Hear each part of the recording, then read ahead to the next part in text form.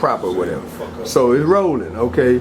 All right, Real Men Roundtable discussion held in Memphis, Tennessee, the home of James Settle, the brother sitting down there like he praying, which he does a lot of. And we just left the Lorraine Hotel where Dr. King got killed. He was only 5 years old. I was 14, so I got a different perspective of that. But at that time, and most of his life, he was coming from somewhere else. So let's just kind of introduce ourselves. To my far left and your right. Sam Goldsmith. And where you from? Ocean Springs, Mississippi. And what's that close to? Biloxi, Mississippi. Biloxi, okay. And the brother sitting next to you, I done heard enough from you for now. Next. I'm from Ocean Springs, Mississippi as well. And your name is? Martin Shabazz. Martin Shabazz. And other side of darkness. Sylvester Fraser, Charleston, South Carolina. Charleston, South Carolina, one of them original tribes, okay. And James Settles, Memphis, Tennessee. okay. Ernest Luster, Minneapolis, Minnesota. You actually from Minneapolis? Y'all must have caught that first train out of the Mississippi or something. Where your people from? Little Rock. There we go. All right. Now let's go back around the round table here. Back to Mr. Goldsmith. I want to see if there's anybody in this round table discussion today that ain't been to jail. Ain't been in jail. Y'all too? Never been to jail? Oh, God damn. Okay, well that doesn't change the discussion because it makes you more of a man that you're not in jail right now. Okay, so having discussed that, the question I want to pose to you right now that's like very current and relevant is, we elected the first Negro president 4 years ago. And there's been a lot of indignities, put upon him that are unprecedented. They ain't never treated a president of the United States like that before. How you feel about that, Goldsmith? Well, to me, I think the nation has been dogging it as a whole. As far as him and his manship, I think they're really dogging him about what he came up with, what he had to be faced with. They haven't given him ample amount of time to put any kind of dent in the economy or whatever. Okay. Everything seems to come down on him. Whatever he proposed, everybody wants to shoot it down.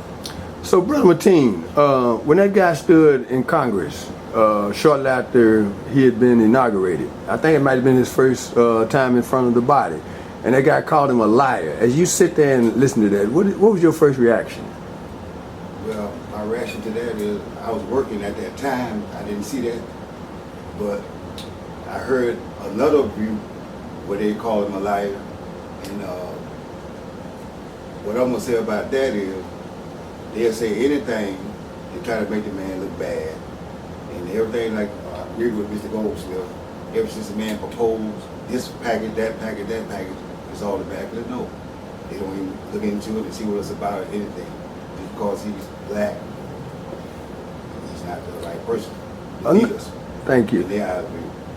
Another example of the indignities put upon this president happened in Arizona. The governor of Arizona, lady named Brewer, met him at the tarmac, and she had a few things she wanted to discuss with him, and in the process she pointed her finger at him like he was a child. Mr. Frazier, what was your reaction to that? I think it's disrespectful as a person, more so. Even though he's the president, if you don't respect the person, you should also just respect the position. Any means necessary to emasculate or degrade or anything they can come up with to just to subdue him one way or another, just to spread it in the media, just to go against all his policies, just to bring him down. The current mantra, we got to take our country back. What are we taking it back from? So I mean, just anything they can do just to degrade him, and so that's part of the process. Mr. Settle, same situation. Had you been standing on that tarmac and that woman pointed her finger at your face like you was a child, how would you have responded to that? When I think about both of the instances, I think one thing about life is we always quick to make examples out of Okay, hold on. We're going to go American style here. I want you speaking for we. I'm asking this question to you. Well, to me, being the president, if that person had a called me a liar, or if that person had put their finger in my face, I would have hoped that I would have had the proper security around me to subdue that person. You know, I think as the president, you know, we're making a statement, and as long as he allowed something like that, people will do it. I appreciate you, reaching back into who James Settle is, because that's all I asked you to do. I'm sorry, what's your name again, brother? Ernest Luster. Ernest. When you look at some of the accounts from the news perspective, where they'll interview different people and they still call him a Muslim and he ain't a Christian, how does that make you feel as a man? As a man, that makes it, I feel that they're actually discriminating against him, because there's religion that does not have nothing to do with politics or with his office. He could be a Muslim, Catholic, Jew, whatever. He was elected to that office, and he should get the respect from as that's due to him as the president of the United States. Okay, we're going to finalize this. Although I had given instructions to suppress these telephone devices, we still got some colored people in the room, and we don't always follow instructions, but, my editor will take care of that. Going back to my far left, in a soundbite or so, what is a man as you define him, Mr. Goldsmith? A man to me is a person that's more dominant than he's a dominant person. Takes care of his family, takes care of his household. Just a dominant male. He's a male figure. To me, a man is a man that takes care of business. Brother Martin, by your definition, what is a man? Well, I think a man is a person just like all of us. We're grown and we deserve to respect each other, and we should give respect. And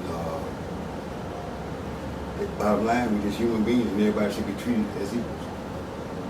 Mr. Frazier, by your definition, what is a man? I think a man is a leader, head of the family, one that leads the family, the one that the kids or wife expect you to protect, expect you to lead them in the right direction. Also, I also believe a man should be sufficient in where he supports his family, whether it's financially or spiritually. Brother Settles, what is a man by your definition? To me, a man is a person that has a roadmap of values that he believes in, and that value system is what he allows to dictate what he do in life. I know as a man, before I knew what a man was, I wasn't responsible for my son. But when I began to take the mask off and really understand what a man does as a man, there is a thing about a man is worse than an infidel if he's not responsible for his children. So, to me, being a man doesn't have anything to do with nothing but leading by example. Not being dogmatic, but being kind. A man is a person to me that has a plan, he's the prophet, the priest, the protector of his household. That man is the same person that, I don't care where he go in life, he understands that he has a responsibility to every man, woman, and child that he come in contact with, that he's affecting them for the good or the bad. All right, Brother E. I think a man is a person that takes responsibility of his actions. And I also agree with my brother here that a man has to respect every man, woman, and child. But first he had to respect himself. A man takes full responsibility for everything he does, and everything that he does, there's a reaction or action. And someone's going to be affected by everything that he does. Me as a man, everything that I do reflects my family, reflects my father, my mother, my children, my friends, my brothers, sisters. And as a man, I always want them to be respected. So I have to respect them and respect every person on earth and command respect back for myself. Okay, one final thing. What's your occupation, E? What's your occupation? What do you do for a living? I'm a forklift driver. Okay. Brother Settles?